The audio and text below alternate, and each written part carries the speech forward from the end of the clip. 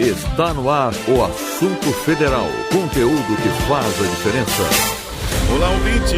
Segundo mais uma semana começando, cheia de informação e prestação de serviço para você aqui no Assunto Federal. Hoje é dia 14 de abril de 2025. Eu, Luciano Seixas, te faço companhia ao vivo até às 5 da tarde pelo horário de Brasília. Estamos no streaming do site radiogov.ebc.com.br e também via satélite para emissoras parceiras de todo o país. Fica com a gente porque aqui tem conteúdo que te interessa e que faz a diferença. Aqui o assunto é federal. Com os trabalhos técnicos do José Alves e a produção da equipe da Rádio Gov, da empresa Brasil de Comunicação EBC, a gente começa agora com o nosso Giro de Notícias. É hora do Giro de Notícias.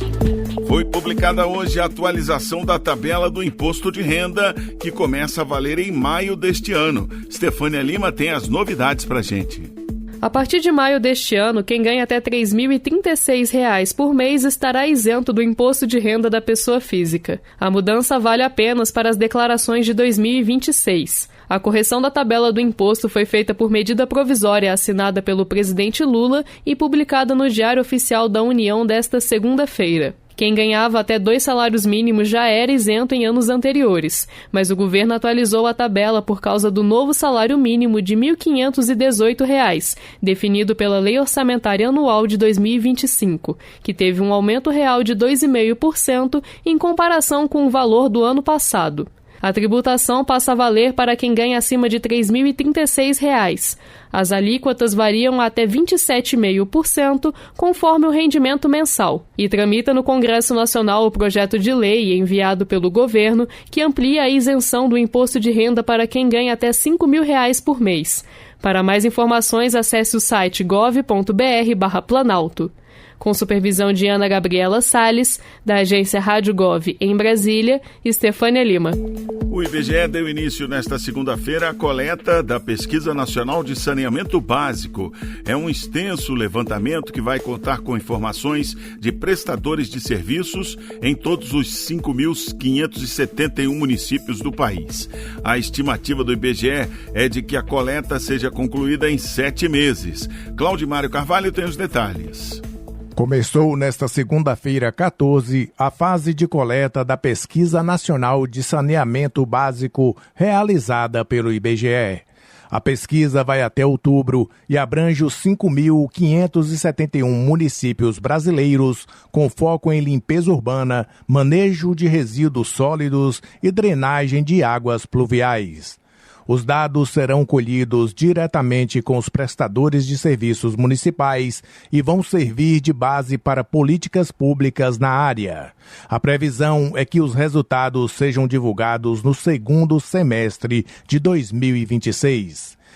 A pesquisa avalia temas como coleta seletiva, descarte final de resíduos, manutenção de bueiros e galerias pluviais, além de novas soluções sustentáveis como pavimentos permeáveis, jardins de chuva e telhados verdes.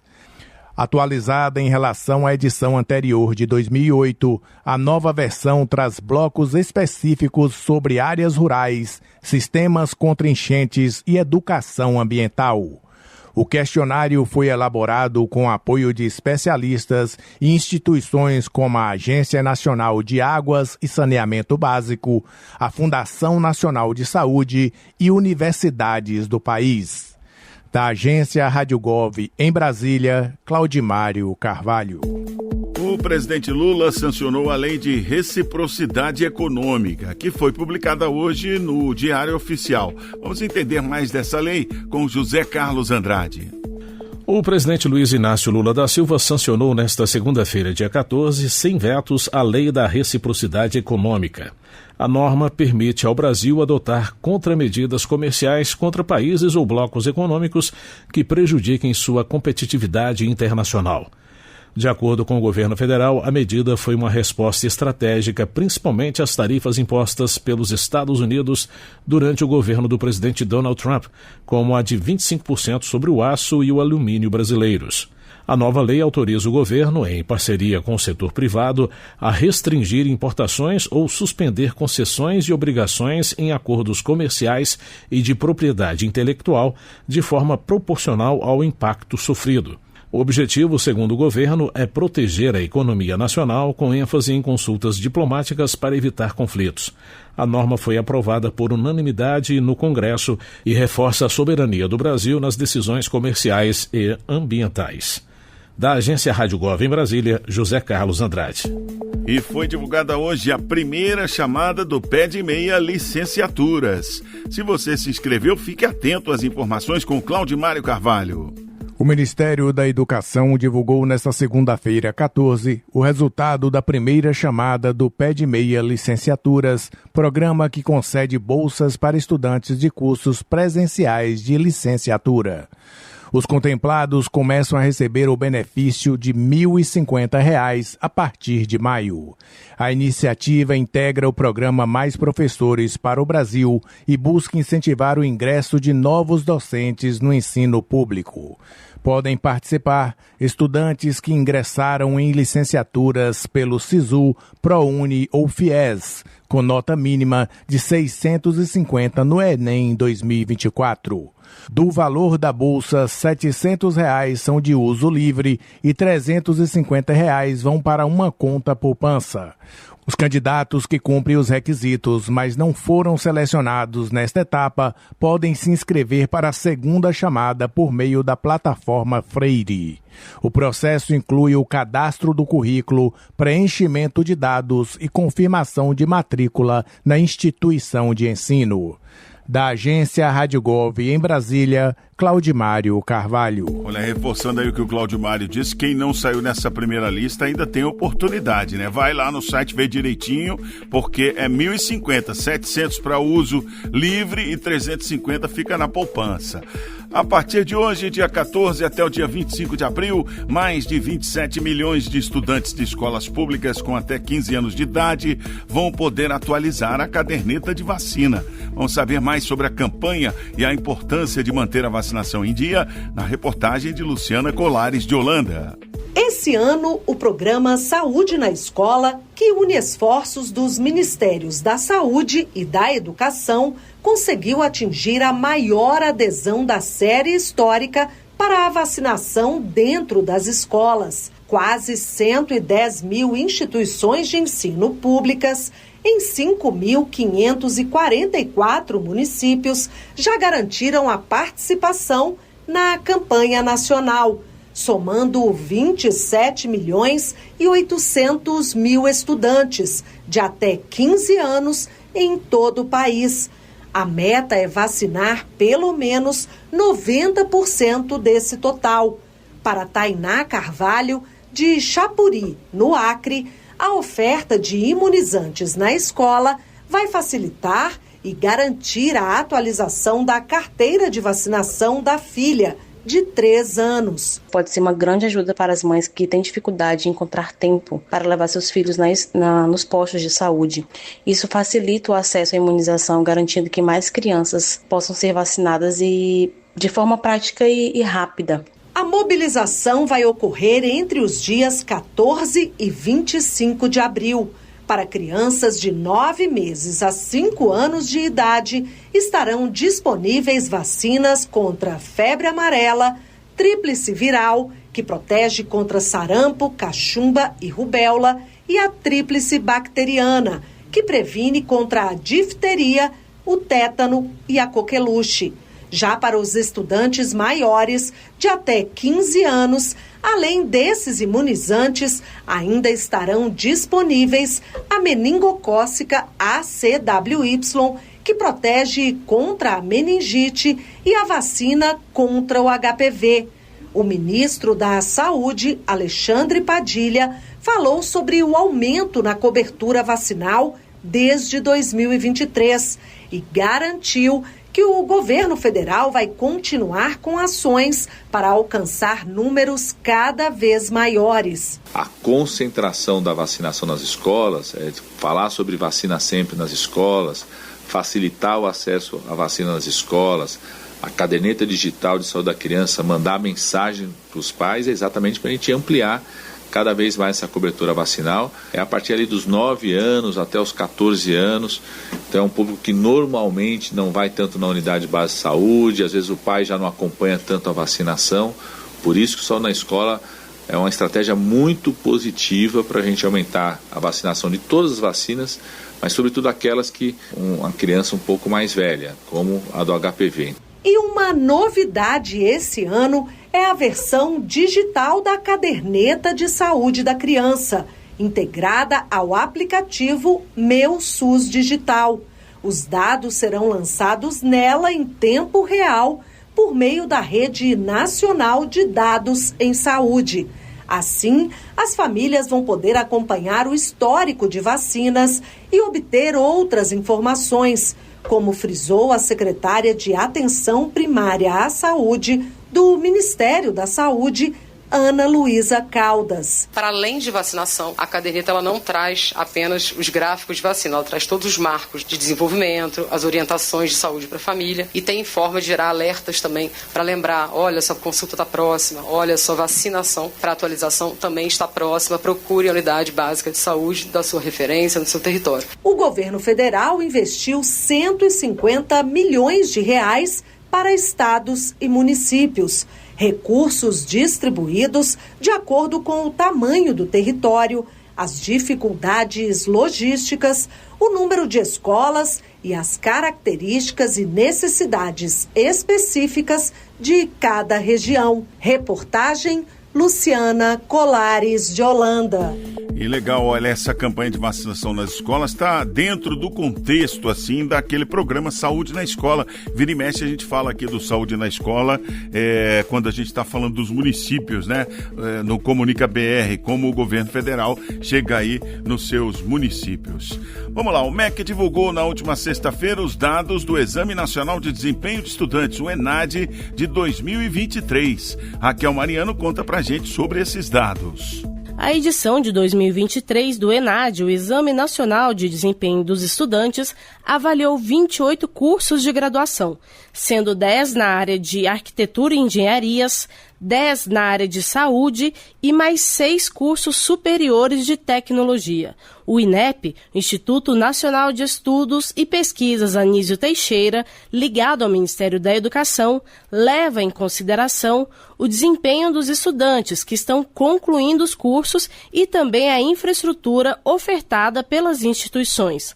São considerados, por exemplo, o nível de qualificação dos professores e os recursos didáticos utilizados.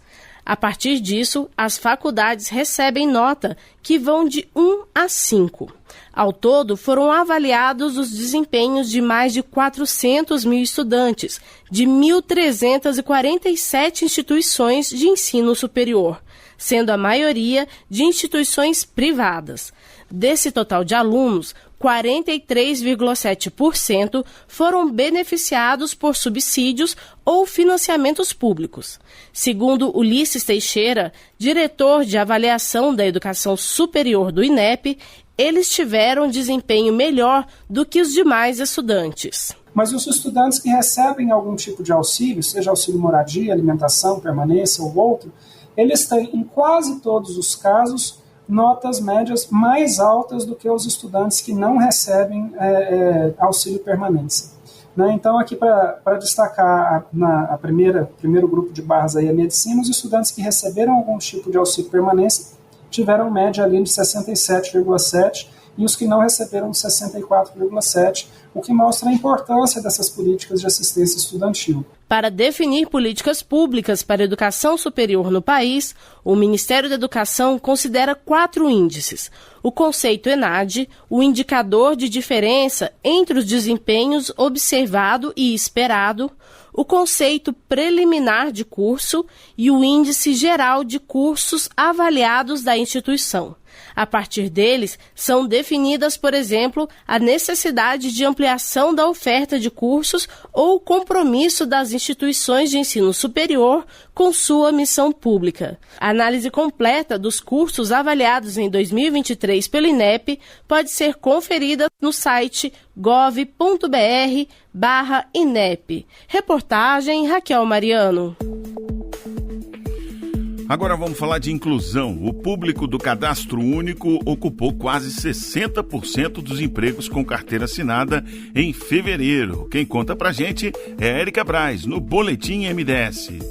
Dentre as vagas de emprego geradas em fevereiro, 58,6% do total foram ocupadas por pessoas inscritas no Cadastro Único. Foram mais de 431.995 empregos gerados no Brasil, segundo dados do Cadastro Geral de Empregados e Desempregados, o CAGED. Ao todo, o saldo total representa um crescimento de 40,5% em comparação com o mesmo período do ano anterior. Acompanhar a empregabilidade do público do cadastro é importante para a gestão dos programas sociais. E segundo o secretário de Avaliação, Gestão da Informação e Cadastro Único do MDS, Rafael Osório, o novo sistema do CadÚnico contribui para esse acompanhamento. O novo Cadastro Único, que nós lançamos recentemente, ele é uma plataforma que vai nos ajudar bastante a monitorar a saída, o trânsito dos beneficiários dos programas sociais para o mercado de trabalho e de volta. Então agora, por exemplo, quando o cidadão consegue um emprego formal, ele não precisa mais ir a um posto de cadastramento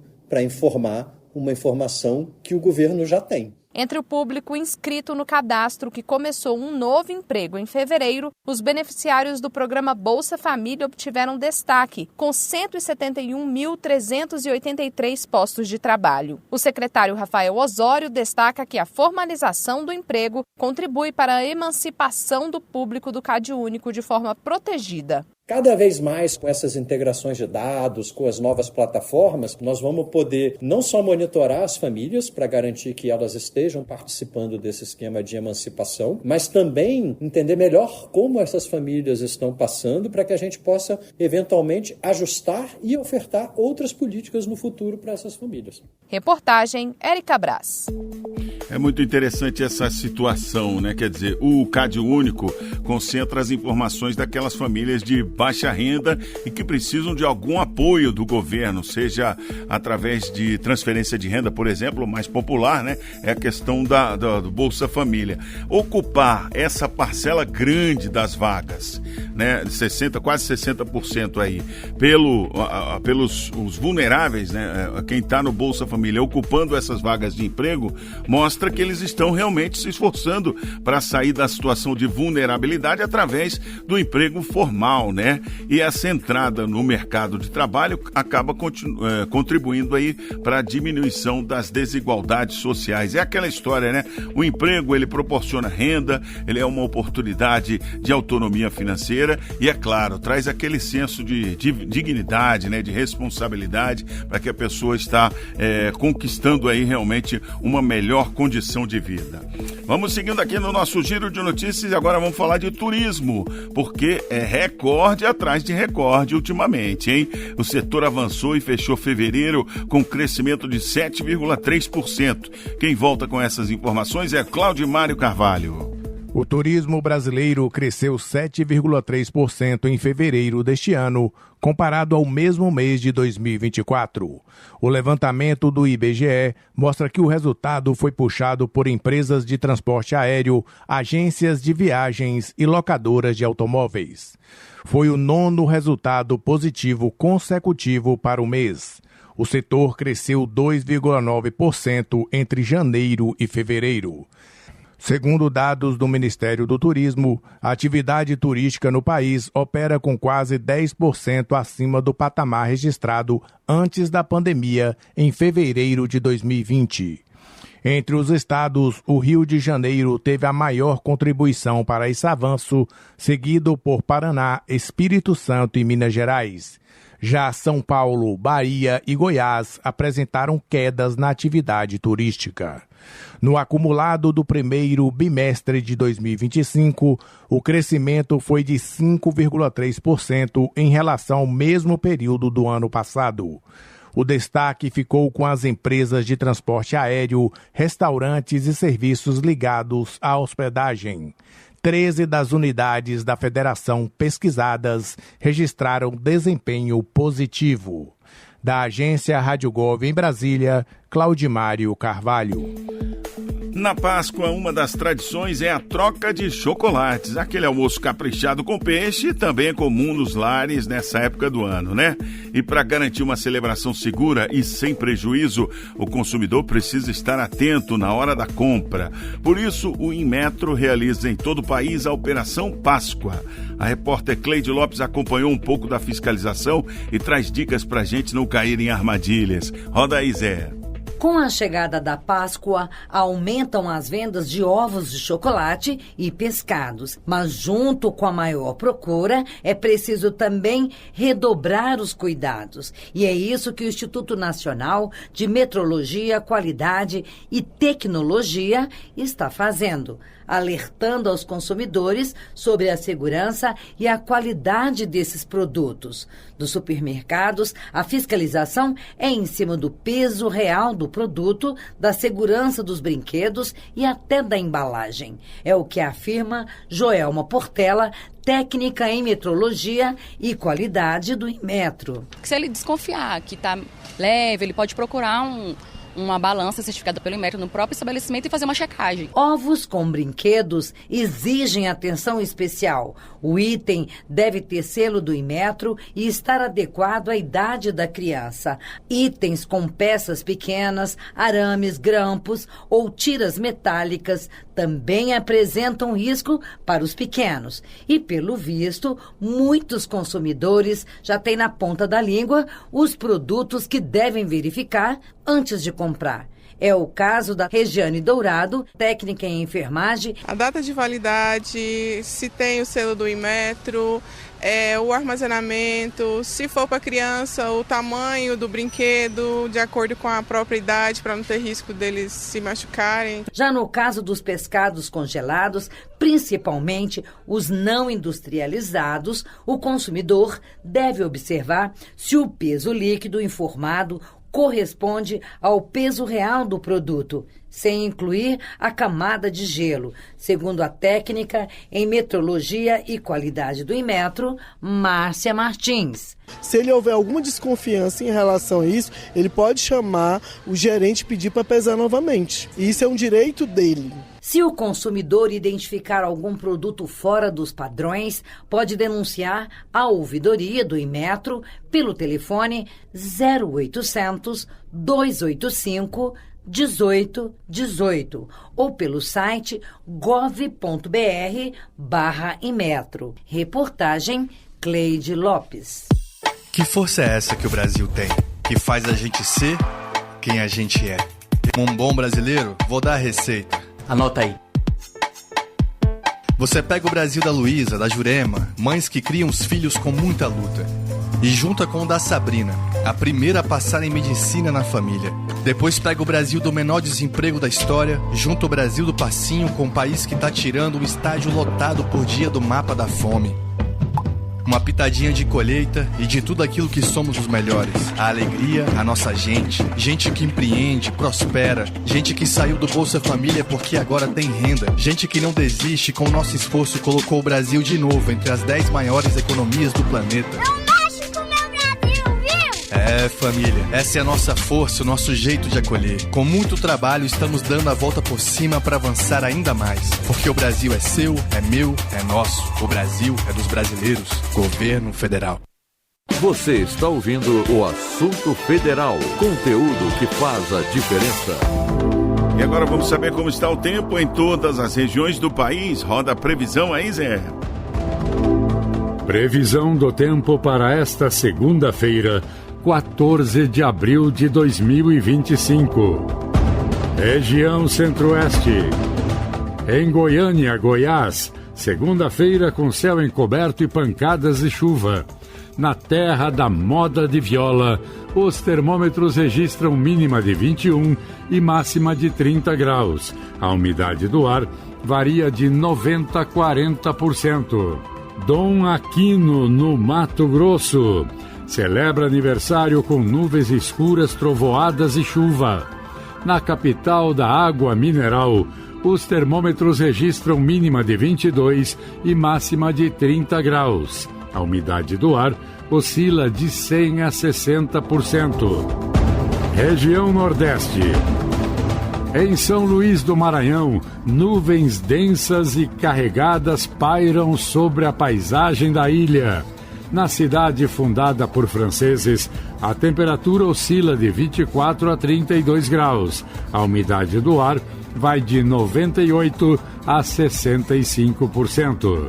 Baturité, no Ceará, sopra velhinhas, com sol entre nuvens e sem um pingo de chuva. No município, a 100 quilômetros de Fortaleza, os termômetros registram mínima de 23 e máxima de 32 graus. A umidade do ar varia de 90% a 50%. Região Norte.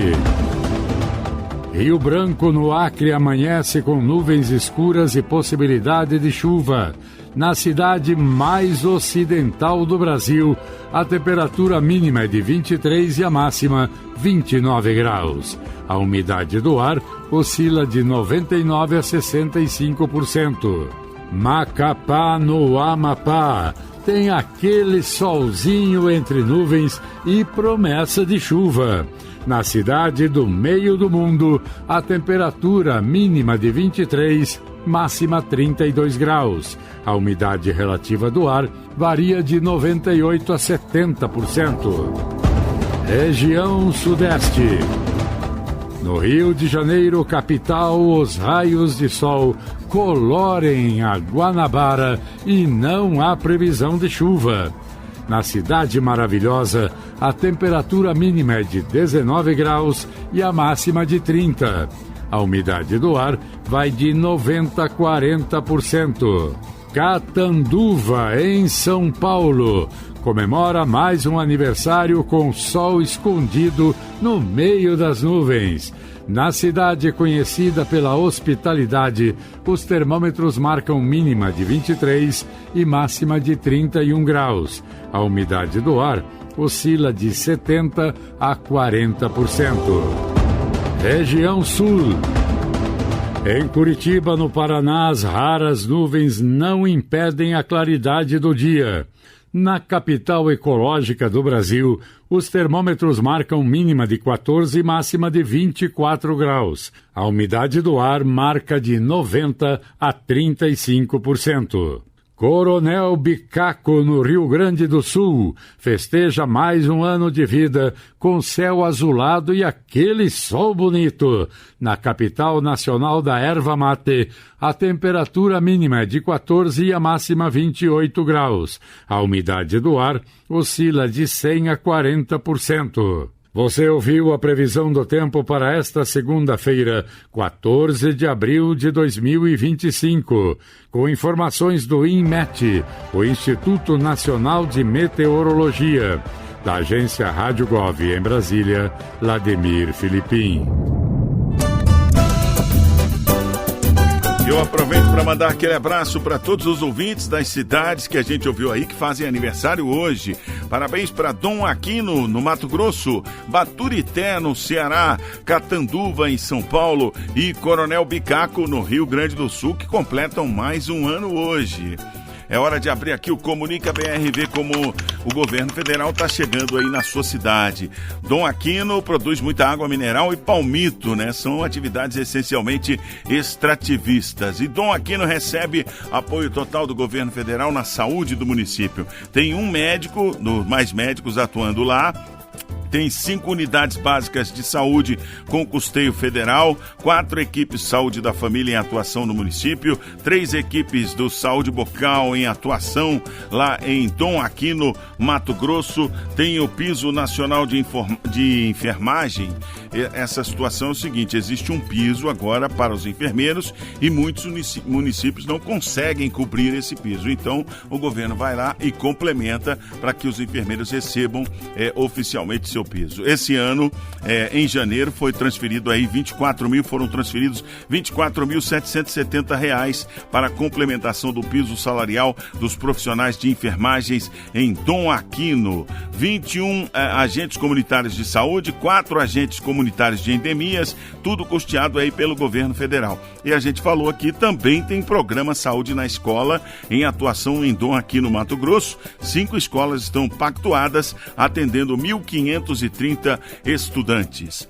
Baturité, no Ceará, o setor de comércio e serviços é o que mais movimenta a economia. Fomos ver aqui nos relatórios do Comunica BR, tem 640 empresas com sede no município de Baturité, optantes aí pelo Simples Nacional, e temos 1.550 pessoas cadastradas como MEI, microempreendedor individual no município. Muita gente aí com esse espírito empreendedor. Então tem o Acredita, o Programa Nacional de Apoio às Microempresas e Empresas de Pequeno Porte, com R$477 mil contratados em 8 operações, 50% para microempresas, 50% para pequenas empresas. E tem o Acredita Procred 360, que é outra oportunidade de crédito. Em janeiro e fevereiro foram contratados aí em 9 operações, R$354 mil. Catanduva, em São Paulo, sempre aquela curiosidade. Quando eu acho atleta lá, eu pego, né? Bolsa Atleta tem 4 bolsistas nascidos em Catanduva, contemplados aí com o apoio previsto para este ano de R$ 81.600. São 3 atletas na modalidade olímpica e um atleta na modalidade paralímpica que são lá de Catanduva, São Paulo. Tem a cidade ainda de Coronel Bicaco fazendo aniversário hoje no Rio Grande do Sul. A base da economia é a agricultura e o destaque é para a erva mate, dos chimarrão lá dos gaúchos, né?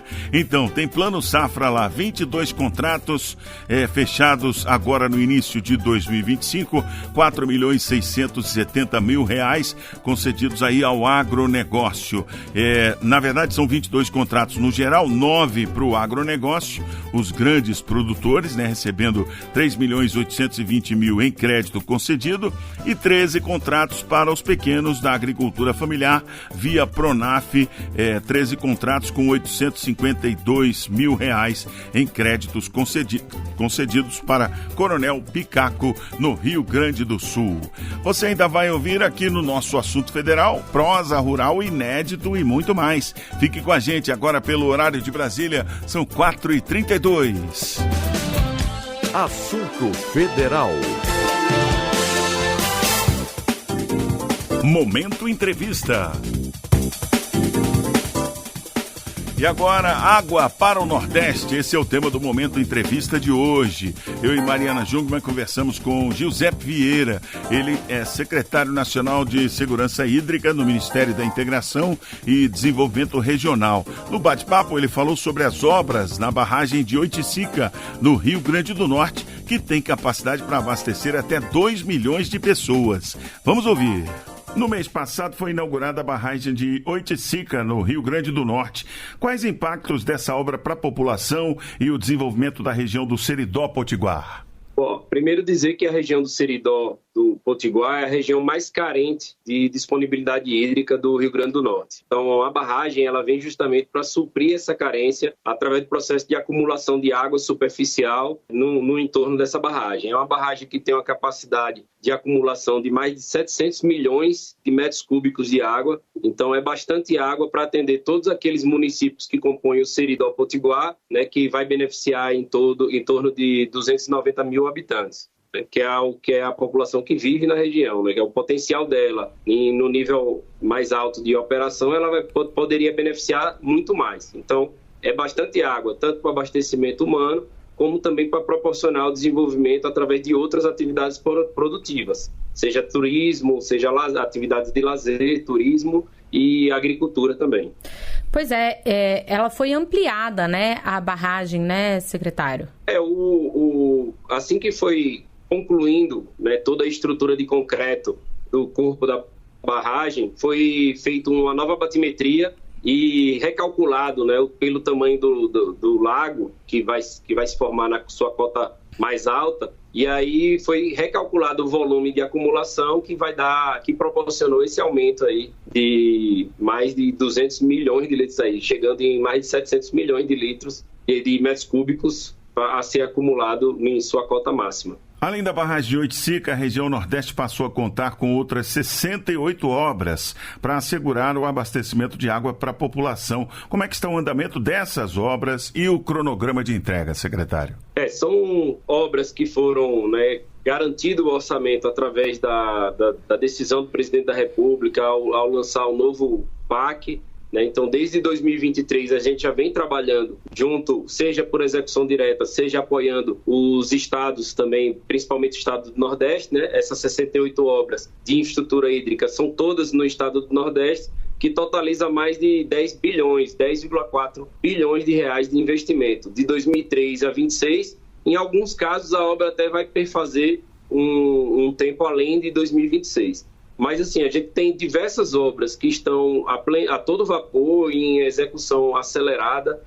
O próprio estado do Rio Grande do Norte, na região do Seridó, assim como a gente teve a entrega da adutora da barragem de Oiticica, teve também a ordem de serviço para iniciar uma nova adutora na região agreste do Potiguar.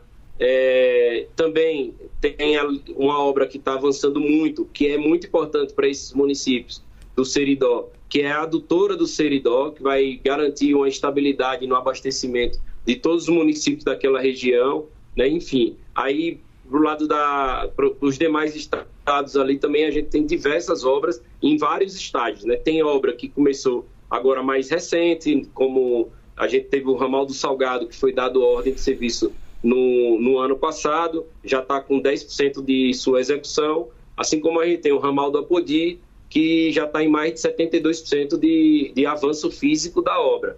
Ou seja, a gente tem obra em todo estágio, demonstrando aí que dentro da carteira do novo PAC, a segurança hídrica, as obras de infraestrutura hídrica é uma prioridade estabelecida pelo presidente Lula e pelo ministro Valdez, e aí garantindo, seja por obras executadas diretamente pelo Ministério e por suas vinculadas, seja também no apoio e nessa relação de parceria com os estados, através dos convênios, termos de cooperação. Uma parte dessas obras que o senhor mencionou faz parte do projeto maior de transposição do Rio São Francisco também, não é isso, secretário? Faz sim. O próprio ramal do Apodi, o ramal do Salgado, elas são obras que fazem parte do grande projeto de integração do São Francisco, que está sendo continuado.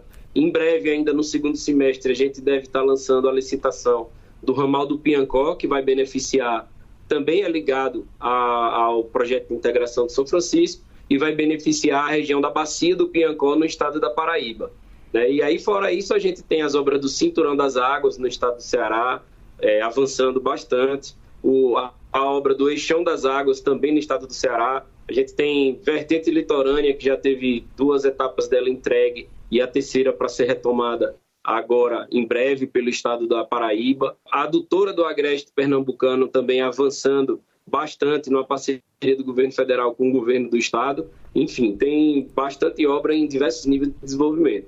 E inclusive, aproveitar aqui a oportunidade de dizer que a gente já está em vias de dar a ordem de serviço da duplicação do bombeamento. É um assunto que a gente já discutiu aqui na Voz do Brasil, quando lançou o edital de licitação. A gente conseguiu concluir toda a etapa da licitação, agora já está com o contrato em vias de assinatura para o presidente Lula poder ir no projeto de integração e assinar essa ordem de serviço junto com a população beneficiada. Eu me lembro quando a gente conversou sobre isso aqui, o aumento do bombeamento significa conseguir enviar mais água dentro da infraestrutura que já existe, sem precisar fazer novas obras de infraestrutura, Mas eu queria, antes da gente concluir, secretário, que o senhor comentasse que, porque essas obras todas de segurança hídrica que o senhor está mencionando, elas garantem, obviamente, a água na torneira das pessoas, mas mais do que isso, existem outros benefícios para toda a região, Eu queria que o senhor falasse um pouco disso. Quando a gente fala em segurança hídrica, ela é analisada nas diversas dimensões, seja na dimensão ambiental, porque está disponibilizando água, você está gerando ali a oportunidade de desenvolver a questão ambiental, preservação ambiental, enfim, seja na dimensão industrial, porque toda planta industrial necessita de água, então você tendo essa disponibilidade hídrica, é possível também chegar, né, na região indústrias para se instalar e, obviamente, a agricultura irrigada, né, para garantir a geração e a produção de alimentos de baixas emissões, alimentos saudáveis e garantir a soberania alimentar de um povo que historicamente sempre foi muito sofrido por não conseguir ter água e com relação a isso, né, pela falta de água, perder sua produção, perder seus animais. Então, quando a gente vem com toda quando a gente vem com a implantação dessa infraestrutura, a gente está possibilitando que consiga realmente plantar e colher, que consiga criar seus animais e ter uma dignidade ali na sustentação de sua família também. Ouvimos a entrevista com Giuseppe Vieira, secretário nacional de Segurança Hídrica do Ministério da Integração e do Desenvolvimento Regional. Para ouvir esse e outros conteúdos, acesse radiogov.ebc.com.br. Rádio Gov, tudo o que você precisa saber. E no Prosa Rural de hoje, aleitamento de bezerros leiteiros em sistemas coletivos a pasto. Esse é um modelo que vem sendo pesquisado pela Embrapa e que reduz a mão de obra ao mesmo tempo que aumenta o bem-estar dos animais. A pesquisadora convidada do programa é Tereza Alves, da Embrapa Pecuária Sudeste. Roda aí, Zé. Vem aí, mais um programa Prosa Rural, com informações preciosas para você que vive no campo. O Prosa Rural é o programa de rádio da Embrapa.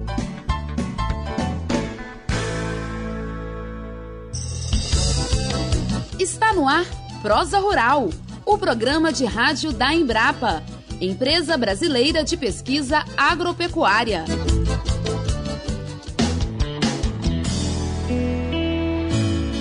Olá, ouvinte do Prosa Rural. Está começando agora mais um programa. O assunto vai tratar do bem-estar de bezerros de leite e como a socialização com outros animais afeta a sanidade e a produção. Aqui quem fala é Jorge Macau, jornalista da Embrapa. Neste programa, você vai acompanhar uma conversa com a pesquisadora Tereza Alves. Ela é responsável pelo rebanho leiteiro da Embrapa Pecuária Sudeste, lá de São Carlos, São Paulo, há muitos anos. Além da experiência, as pesquisas na área têm ajudado a melhorar o dia a dia dos bezerros e das vacas da Fazenda Canchim. A pesquisadora Tereza vai apresentar um experimento onde ficou comprovado que o enriquecimento social influencia no comportamento dos bezerros leiteiros em sistemas coletivos a pasto. Tereza contou ao Prosa Rural que a ideia foi melhorar a capacidade dos animais em lidar com mudanças de ambiente. Além dos animais dividirem o espaço, a pesquisa colocou objetos como escova, bola e espantalho para tentar identificar os benefícios funcionais e biológicos desses brinquedos. A jornalista da Embrapa Pecuária Sudeste, Gisele Rosso, conversou com a pesquisadora Tereza Alves para saber um pouco mais sobre como surgiu, o que foi que motivou essa pesquisa interessante e diferente, já que envolve bezerros recém-nascidos. Um dedo de prosa.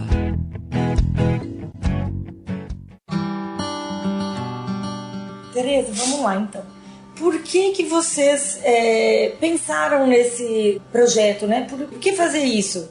O que acontece? Em sistemas de produção de leite, onde as vacas são mais especializadas, então onde elas produzem mais leite, a vaca ela não tem a dependência do bezerro próximo a ela para ela produzir o leite no momento da ordenha, né?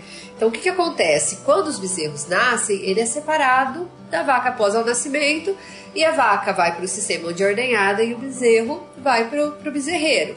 E normalmente nesses sistemas os bezerros passam essa primeira fase, que seria a fase de aleitamento, entre 60 e 90 dias, eles passam em sistemas sozinhos. Então, o alojamento mais utilizado são baias individuais, onde o bezerro fica sozinho durante esse período. E, tendo isso em vista, a gente tem duas coisas importantes para destacar. A primeira é que essa é a fase mais importante do desenvolvimento do bezerro. Então, tudo que acontece com o bezerro nessa fase. Então, se for uma bezerra, se ela ficar muito doente nessa fase, se ela não comer direito nessa fase, isso vai interferir na produção dela no futuro.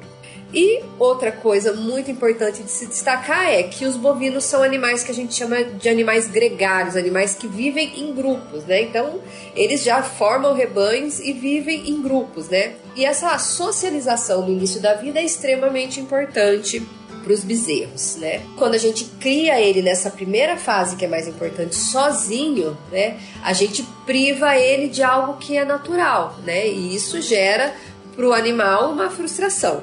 E aqui na Embrapa, então, a gente tinha um sistema que era um sistema a pasto, onde os animais eles eram criados de forma individual. E tendo pensado em tudo isso, né, na questão da importância da socialização, do desenvolvimento, a gente resolveu fazer um experimento para comprovar se havia diferença entre a criação dos animais em grupos com a criação dos animais de forma individual. Nossa, muito interessante saber o que originou esse estudo, saber que a pesquisa se interessa pelo bem-estar como forma de trazer mais conforto para os animais. E isso gera impactos positivos no desempenho desses animais em sua fase adulta. Mas vamos continuar ouvindo a entrevista com a pesquisadora Tereza Alves.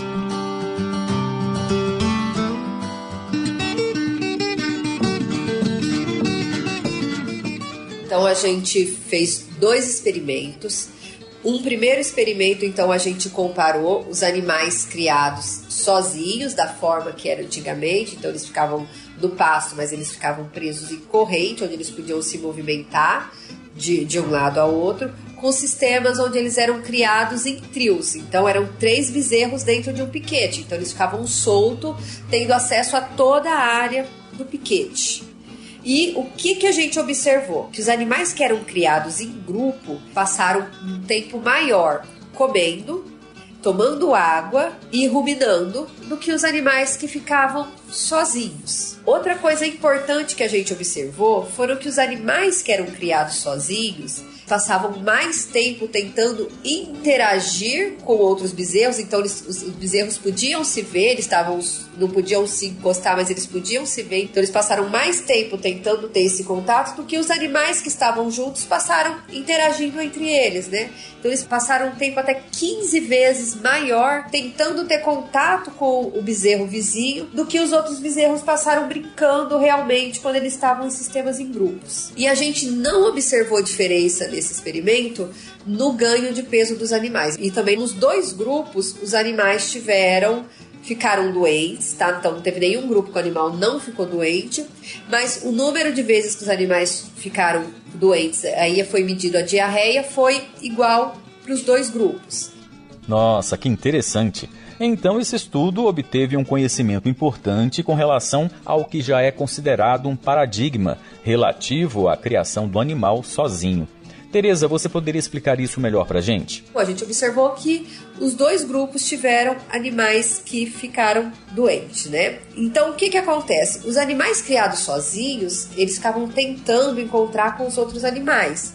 Imagine a frustração do bezerrinho querendo brincar com outro animal e não conseguir encostar. Então, o que a gente viu? Que a gente não mediu a quantidade de comida, mas a gente viu que os animais em grupo comeram mais devagar. Então, eles ficavam mais tempo na área do coxo se alimentando. Enquanto os animais sozinhos comiam muito rápido, né? E tomavam água muito rápido. Então, isso provavelmente foi devido a uma ansiedade que causou nos animais. Pois é, amigo ouvinte, a interação entre animais em grupo na fase de aleitamento tem seus pontos positivos, gerando bem-estar. Mas a Gisele Rosso tem mais uma pergunta para a pesquisadora Tereza Alves.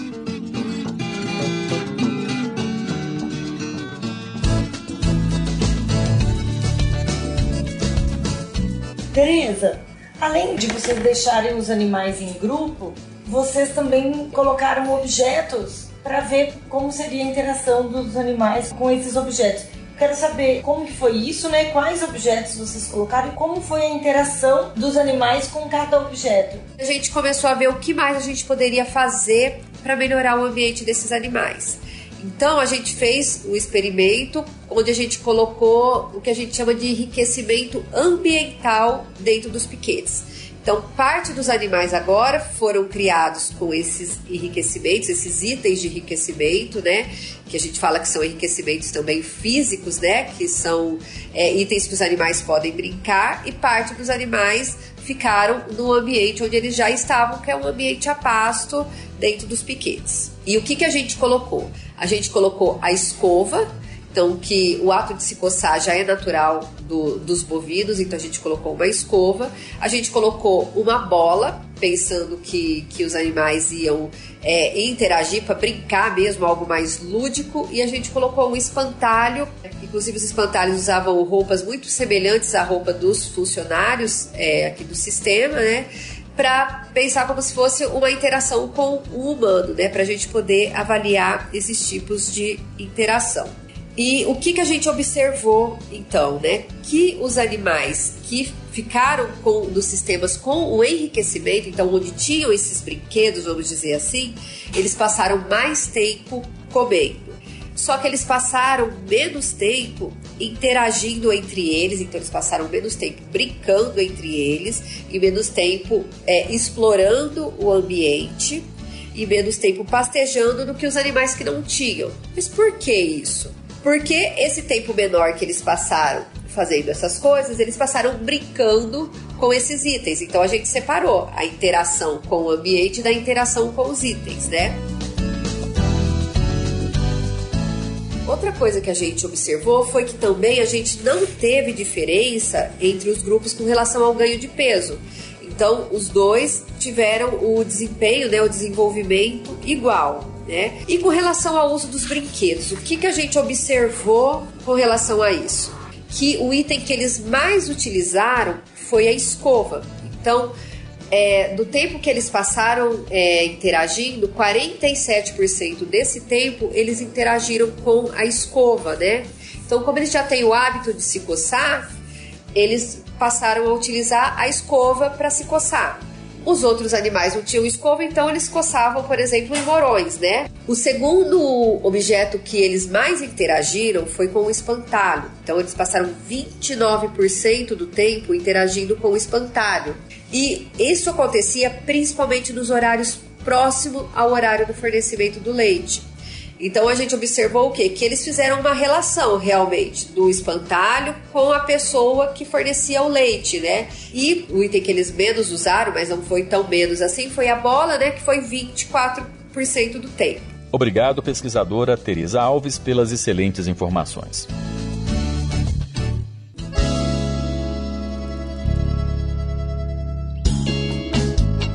Os produtores de leite, depois de ouvirem esse programa, devem ajustar a forma de alocar os animais quando são separados das mães e ainda pensar em como melhorar a vida desses bezerros.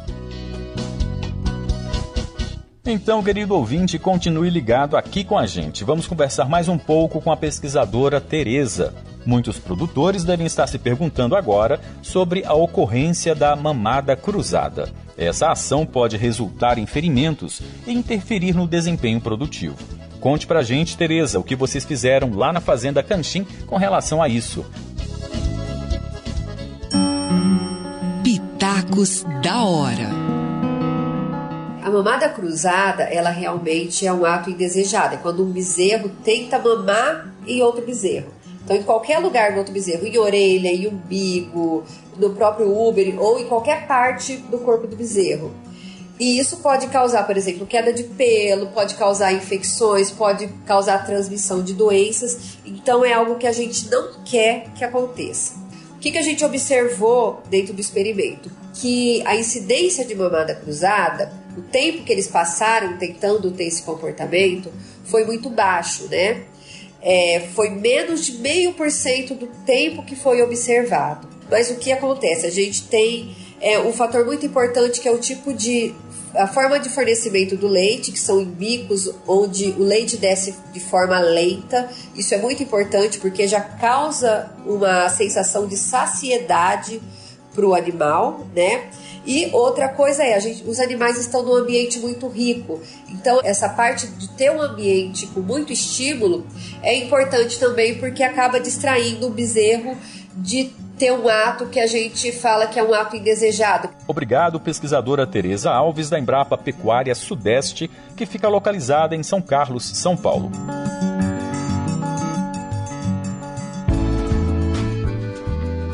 Então é isso aí. O estresse dos animais nunca é bom nem para eles, nem para o produtor. Na página da Embrapa Pecuária Sudeste, na internet, tem muita informação sobre o assunto. O endereço é www.embrapa.br/pecuária-sudeste. Pois é, amigo ouvinte, o programa está acabando. Então pegue uma caneta e papel e anote o telefone da Embrapa Pecuária Sudeste. É só ligar, 16 é o DDD. Telefone 3411-5600. Caso você preferir um atendimento pela internet, acesse o nosso site www.embrapa.br. Ao pé da página, você encontra o Fale Conosco e o Serviço de Atendimento ao Cidadão, o SAC.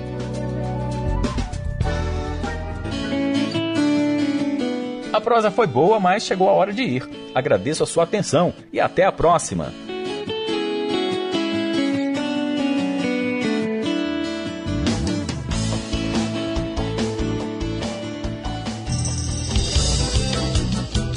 Este programa é uma produção da Empresa Brasileira de Pesquisa Agropecuária, Embrapa.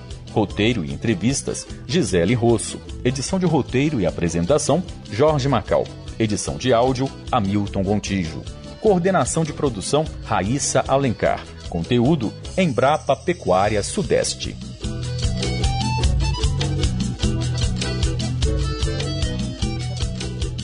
Você está ouvindo o Assunto Federal, conteúdo que faz a diferença.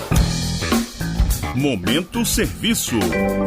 E atenção, você que está de olho no Exame Nacional do Ensino Médio deste ano. Já está aberto o período para solicitar a isenção da taxa de inscrição do Enem 2025. Lademir Filipim. O Ministério da Educação, por meio do Instituto Nacional de Estudos e Pesquisas Educacionais Anísio Teixeira, o INEP, abre nesta segunda-feira, dia 14, o período para solicitar a isenção da taxa de inscrição no Exame Nacional do Ensino Médio Enem 2025. De acordo com o edital, a solicitação pode ser feita até o dia 25 de abril. O período de inscrição ainda será divulgado pelo MEC. Os interessados deverão pedir a isenção pela página do participante com o login único do gov.br. Quem não lembrar a senha da conta poderá recuperá-la seguindo as orientações da própria plataforma. Os participantes que não compareceram aos 2 dias de provas do Enem em 2024 também precisam justificar a ausência caso queiram participar da edição de 2025 gratuitamente. Da agência Rádio Gov em Brasília, Lademir Filipim. A Caixa paga o abono salarial nesta terça-feira, dia 15, para trabalhadores nascidos em março e abril. Stefânia Lima tem as informações. A Caixa paga nesta terça-feira, dia 15 de abril, o abono salarial para os trabalhadores nascidos em março e abril. O pagamento faz parte do calendário 2025 referente ao ano base 2023. De acordo com a Caixa, mais de 3.800.000 pessoas vão receber o benefício neste mês, somando mais de 4,5 bilhões de reais em pagamentos. O valor do abono varia conforme o número de meses trabalhados com carteira assinada em 2023. Quem tem conta na Caixa recebe o dinheiro direto na conta. Os demais recebem pela poupança digital do Caixa Tem, que é aberta automaticamente e pode ser movimentada pelo celular. Também é possível sacar o dinheiro com cartão social e senha ou até sem cartão, usando a biometria nos caixas eletrônicos. Tem direito ao abono o trabalhador inscrito no PIS/PASEP há pelo menos 5 anos, que trabalhou com carteira assinada por pelo menos 30 dias em 2023, com renda média de até 2 salários mínimos. Os dados precisam estar corretos no sistema do governo, informados pelo empregador. Quem trabalha em empresa privada recebe pela Caixa. Servidores públicos recebem o benefício pelo Banco do Brasil. Para consultar valores e datas, acesse o app Caixa Tem ou o site caixa.gov.br. Com supervisão de Diego Freitas, da agência Rádio Gov em Brasília, Estefânia Lima. Agora, saúde. A Agência Nacional de Vigilância Sanitária, Anvisa, aprovou o uso da primeira vacina contra a chikungunya no Brasil. O imunizante será aplicado em dose única e é indicado para pessoas com mais de 18 anos que estejam expostas a maior risco de infecção. A vacina será fabricada na Alemanha e poderá futuramente ser produzida no Brasil pelo Instituto Butantan, responsável pelo registro no país. E uma última informação, o presidente Lula participa neste momento da cerimônia de inauguração da nova sede da unidade de Campos dos Goitacazes da Universidade Federal Fluminense, no Rio de Janeiro. A gente passa a transmitir ao vivo esse evento aqui na Rádio Gov, logo após o assunto federal que está chegando ao fim. Prometendo voltar amanhã às 4 horas da tarde com mais informações que fazem a diferença no seu dia a dia. Rádio Gov, tudo o que você precisa saber. Você acabou de ouvir o Assunto Federal com Luciano Seixas, uma produção da Rádio Gov, da empresa Brasil de Comunicação. Rádio Gov, tudo o que você precisa saber.